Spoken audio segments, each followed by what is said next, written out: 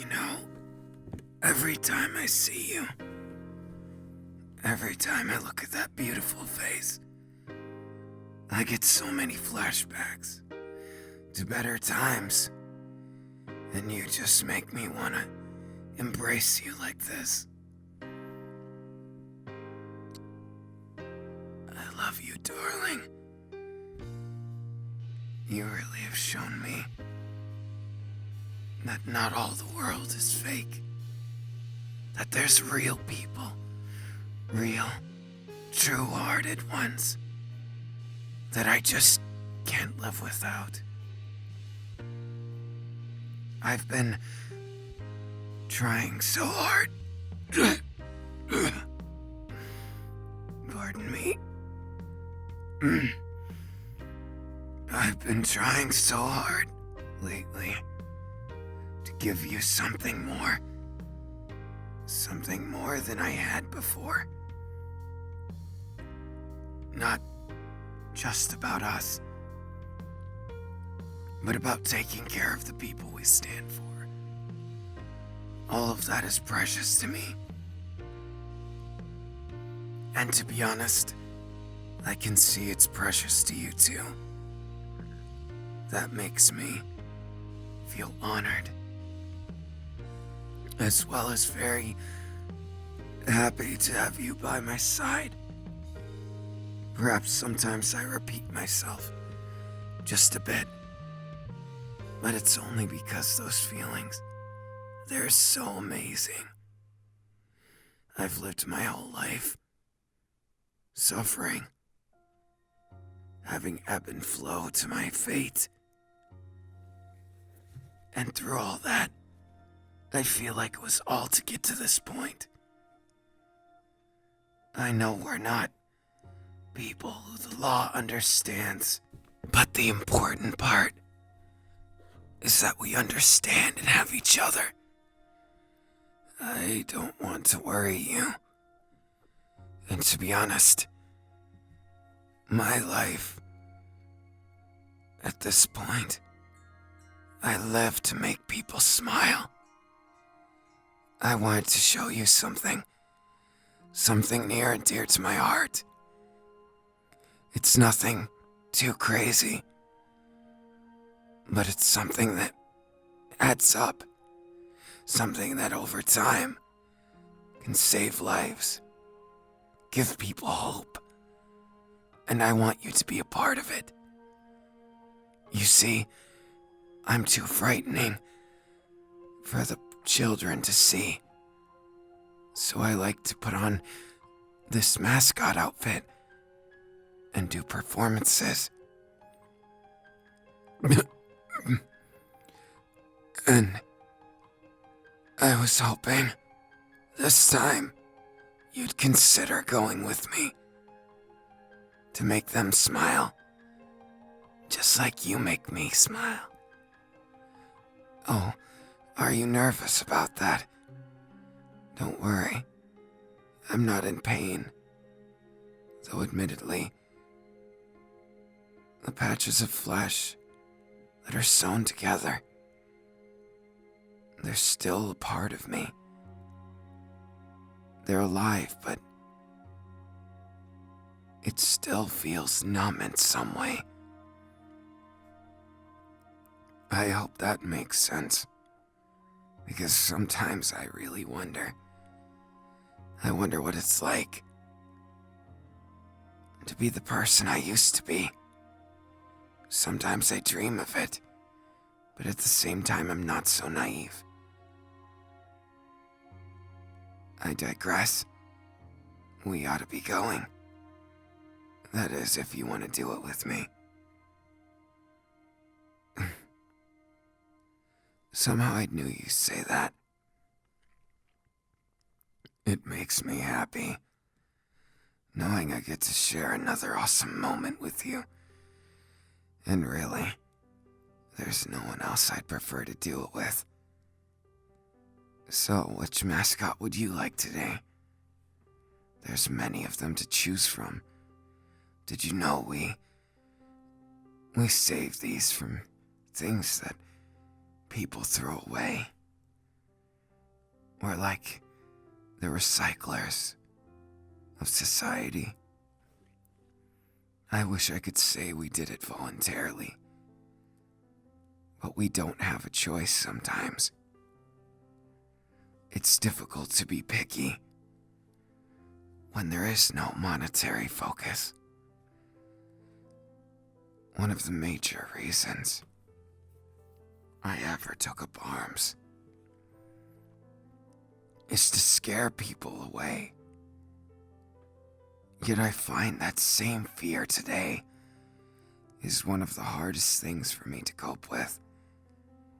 Mostly because I don't want to be scary, not to those I care about, only to those who do harm, who lie, who cheat. Those are the people I want to be the devil towards. And if I have to give them a grave in blue fire, I will. You best believe that. There's no one who could stop me, because I need to be stronger. It's not even an option. My life is more than my own. It belongs to you and all of those that depend on me. All of those that believe that our organization means something. You know, the biggest threat to us, it's not actually people that hate us. It's indifference, misunderstanding, and the blurred lines that nobody wants to acknowledge. They are what cause the most damage. They make all these lives so much more difficult. But take art. There's always something we can do. Like this small performance may just seem like something normal, something average or everyday, but it'll mean something to a child who doesn't get the luxury of entertainment.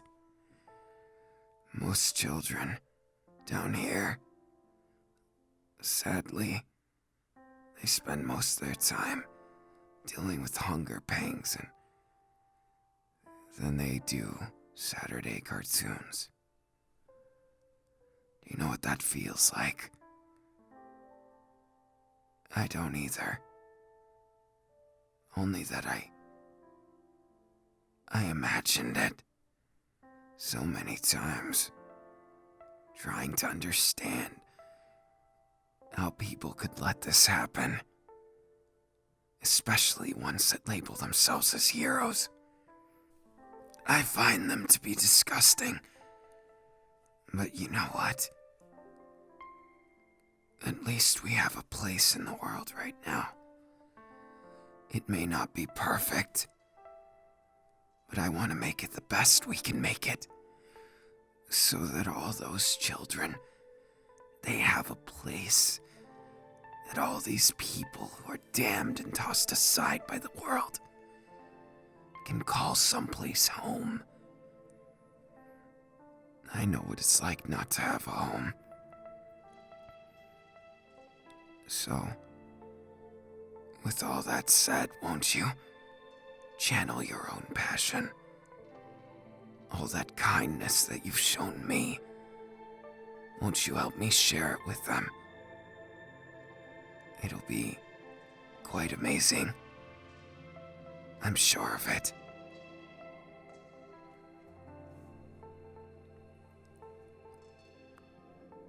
Now, presenting the wonderful bear of magic, Dabi the Hat.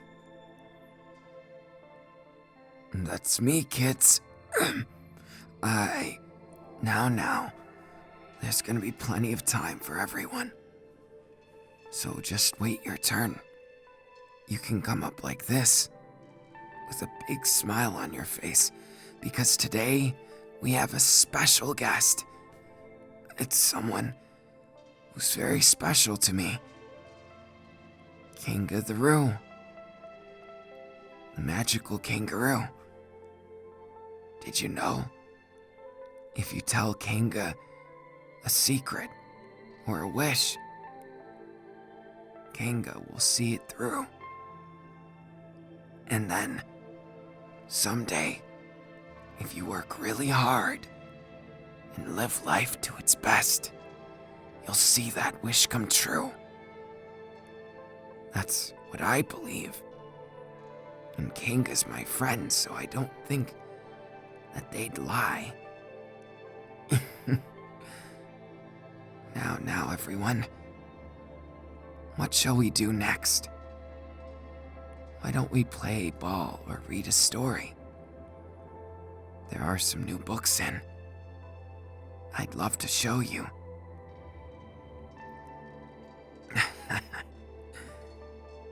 Yes, that's exactly it. And this is my favorite book. One that not many people know. In fact, it was never really that popular. But it's a lovely story, I promise. Once upon a dark summer's night. Oh, wait, everybody. Settle down. If you want to hear the story, be sure to be very quiet like this. Shh. All right. So on a dark summer's night, a wonderful kangaroo, my dear friend over there, was looking up at the stars. So Kanga the magic roo ended up seeing a very peculiar star, one that was lovely and nice and very, very pretty. Why, yes, it shone the brightest of the stars in the sky and had a cool color to it. It was green. But at first, that confused poor Kanga. Stars are not usually green, Kanga said. But this star is special. So Kanga started hopping. See, just like that. Into the direction towards the star. No matter how far Kanga went, no matter how wide Kanga looked, it was very difficult for Kanga to have any kind of progress made. And so Kanga looked and was vigilant day and night. But eventually Kanga reached the boundary. A boundary that Kanga wasn't supposed to go past. And the star didn't look any closer. So what do you think Kanga did? Why, yes, a good guess, but not quite. Kanga didn't go past the boundary because it would be too dangerous. Instead, Kanga made a wish. And that wish was so earnest and so to the point that even the stars could hear it. You see, Kanga wished for a friend. Someone to make the night less scary and the day more fun. And so Kanga wished for just that. Kanga had been alone for such a long time. And then the thought of meeting someone else, it made Kanga feel less alone. Kanga wished and wished. The first night, the stars seemed to glow a little bit different. The second night, Would you guess it? Kinga made a wish again, even harder, and the star seemed to move and twinkle. And by the third night, Kinga was too sleepy to pay attention, but the star was gone. It was nowhere to be found. No matter where Kinga looked, it was such a sad time. Kinga felt as though everything was sad at that moment. But Kinga tried and didn't give up until the very end of the day. The fourth day came and went, and then when Kinga was feeling the saddest, someone asked in a small voice, "What's wrong, Kinga?" And Kinga looked up, only to see a twinkling star no bigger than Kinga's foot, floating right in front. Oh, the two became so good friends, and the star, which got named Dabi, was a fast friend, and said that the wish was so loud and so true that little Starby couldn't ignore it. Little Starby came right down looking for the source of such an earnest, beautiful wish and shot right across the sky, down right into the planet, and found Kinga. The two became very close, and they had a good friendship for many years. Some even say it was one that lasted forever. The end. See, things aren't so bad. If you make a wish, it'll surely come true, eventually. Especially if it's a wish you honestly believe in. Oh, I'm so sorry, but it looks like I'll have to go. There's something very important I must take care of. Come with me, Kinga.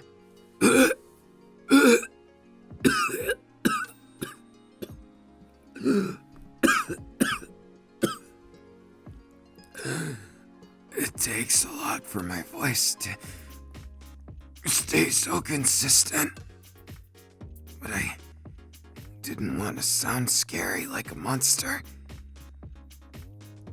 But I'm really happy you helped me with that. But I was just informed of something that takes precedence over this. There's an intruder. What's more, it's one that I know. I'll try and deal with things. Just relax, okay? They shouldn't be dangerous. And in the worst case, I've got backup.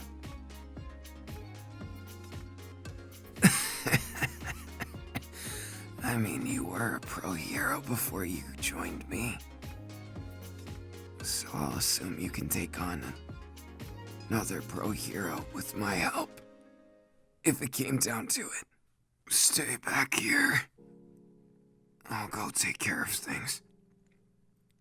No, don't worry. Well, after all, he's my brother. I don't think it'll go to that length. He's not a bad guy.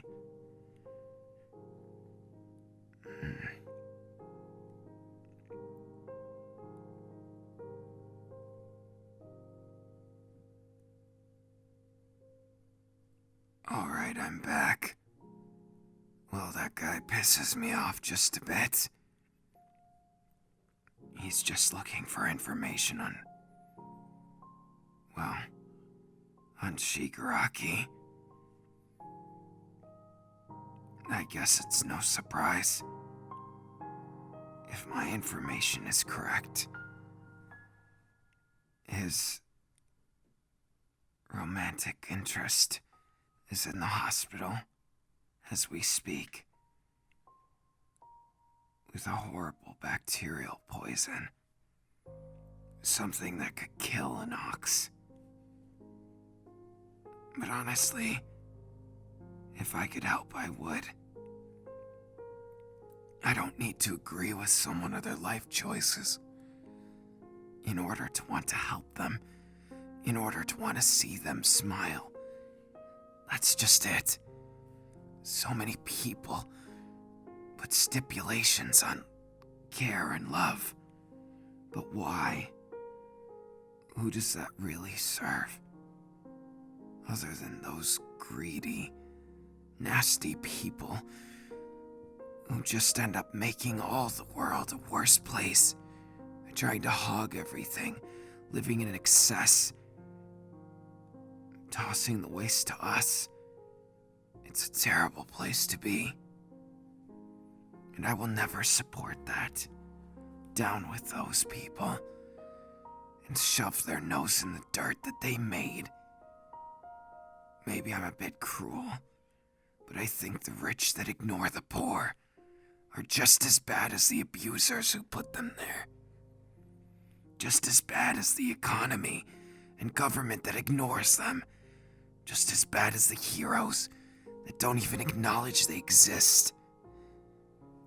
Look at them like wastes of time. Don't worry, honey. I'm okay.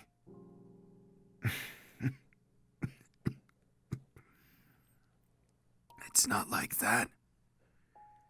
I just feel strongly about protecting people that deserve it. That everyone deserves a chance, really. But that so many never really get it. Because there's so many pretenses. Someone who's dirty can't get a job. Someone who's sick can't pay their bills. There's a lot of messed up things in the world, but I'll change them one thing at a time. Though, it beckons to question who the real enemy is. I know enough about Shigaraki to know whoever's responsible. Well, they might be tied up with him. Well, the bombing anyways. They most likely aren't serving him. Yes, maybe that's a long jump to make, but I'm fairly confident in it. For two reasons. One, it was very organized. Shigaraki and most villains, they thrive in chaos. So it wouldn't necessarily mean that they weren't a villain. But my theory is, what if they used to be a hero? What if they used to be someone who viewed things as order, and they clung to that, even still? I think what we're dealing with is the exact opposite of the very person I'm talking to.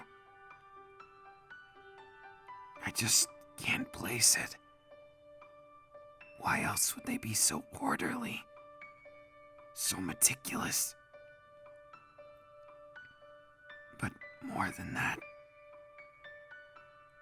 they played me for a fool. Now, I'm not saying that it couldn't be done by any number of villains, but it didn't feel like anyone I knew. But let's not worry about that now. What we should focus on is the here and the now, and worry about the what-ifs later. I had something I wanted to take care of today. though it's nothing too crazy. Because, well, I want to take care of the people underground. First and foremost, there's one person we need to meet today. I'm sure you know them. You don't have to see them if you don't want. It's fine just having you with me. It makes me feel safe. Safe and sound, like I can stay safe and keep everyone else safe and make this place really special. All my goals, they mean so much to me. And I just want you to be able to enjoy and feel like I'm not pushing you into something. It's difficult, you know. Feeling like the world's crashing down upon you. And that all the mistakes you make have such heavy costs.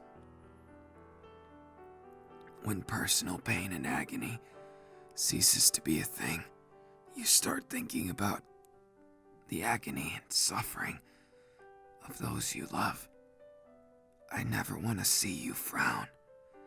I never want a tear to leak from those beautiful, big and glorious eyes. I want you to be happy. I want you to be mine, as well as your own person. I don't want you to feel trapped or like you can't leave. I've tried to make that clear from the start. I want you as a person, as someone that matters to me. I want you to be as much my partner as my love. Please, I'm begging you, never lose that smile. It's beautiful, breathtaking, and I'm happy that you show it to me so much. I love smiles, because it's one of the only times you know people are feeling something earnestly. We smile when we're scared. We smile when we're happy. It's one of the truest and most real of all of human expression. And personally, before we do anything else today, come with me. This cat really enjoys your company. Not that I,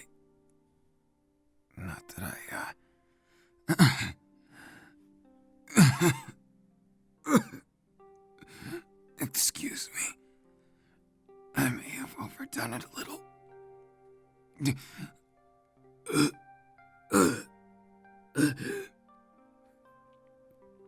I'm fine. Nothing I can't handle.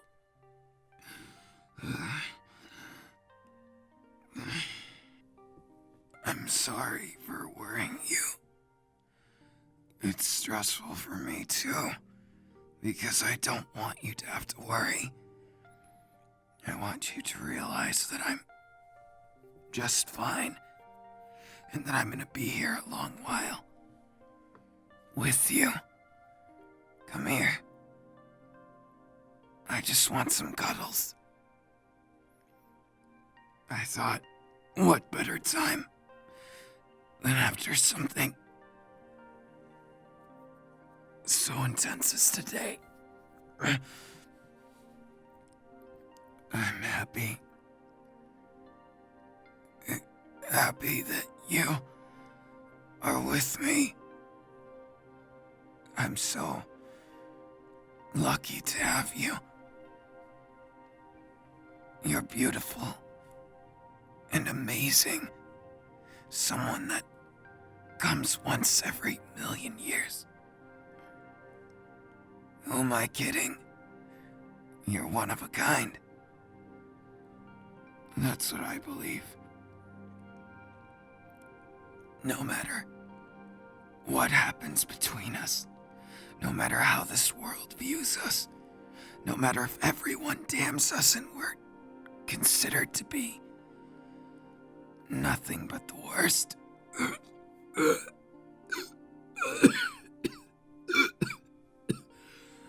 If that's how things end up, and I'll gladly smile with you, right by your side.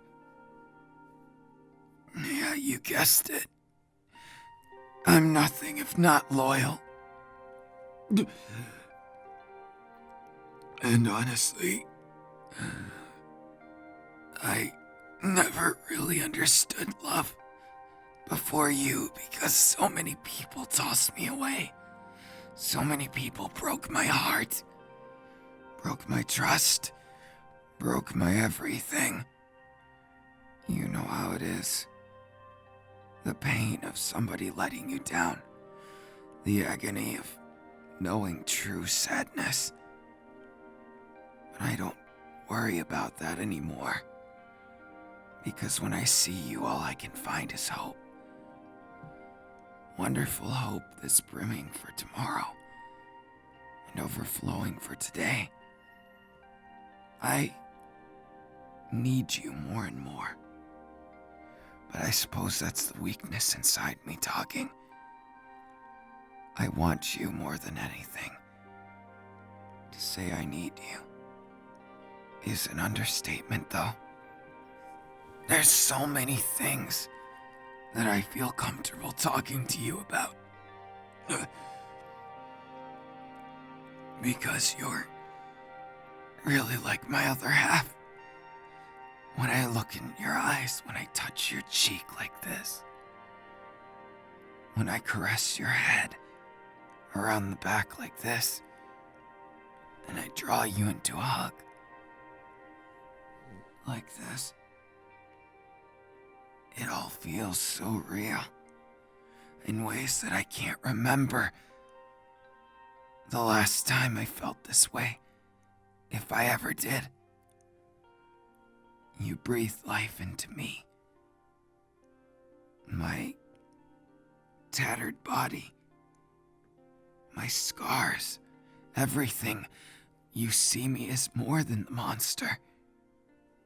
And that makes me so happy. I never thought that I'd get to see the day that even I could be happy. Even me. I've always been so focused on giving other people happiness that for a long time I gave up on it for myself. But I'm happy to say that I believe again, if only just a bit. I can't promise that I'll be perfect, but I will promise that I'll do every damn thing that I can to make you fall even more in love with me. I'll hold you close and give you all the kisses I can. So please, don't abandon me. Don't leave me. Don't ever go to a place I can't follow. I understand sometimes how it is, but then other times I just don't have the experience yet. The agony. I have plenty of experience in that, but being happy is more scary. At least with pain, I knew what to expect, but the fear of making a mistake to you, the only person I could ever see in the light that I see you. I can just tell there's gonna be trying times. with how unstable the world is now. With even the masterminds of the criminal world shaking in their boots, the heroes corrupt and rotted. It's like a critical failure, slowly seeping like a virus. But I just don't want that virus to break us apart. I need you just as much as I need air, just as much as I need my heart, my soul. It all aches for you.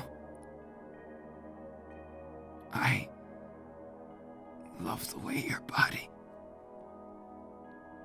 looks, even when you're embarrassed, or even when you say you hate how you look or that you're ugly. Never say that to me. Never say that again. I won't forgive you for bad-mouthing my special person. Even if it's you who's doing it. It's the same. It's abuse. And I'm not going to stand by it. If you're gonna call someone a monster, if you're gonna call someone ugly, look me in the eye and tell me. Tell me I'm the one who's ugly.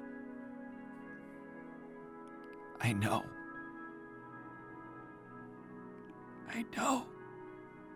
It's never easy. I don't expect it to be a daily thing. Or something that changes even a week or a month. I just want you to stop abusing yourself. Stop blaming yourself and just forgive it. Forgive yourself for all those bad things that happen. For all those bad things and faults you put on yourself. Have a heart like you did with me. Forgive yourself, damn it. Let it go. Put it on me. Any negatives you think about yourself. Any ones that take you down and wash you up. Tell them they have to go through me first. You tell them that I'm not backing down. That I'm with you now. And forever. And that every negative thought, that it's just hurt. Hurt that someone said. Hurt that you said. Don't ever even consider looking down on yourself. You're talented. You have a big heart. You're gorgeous. And what's more,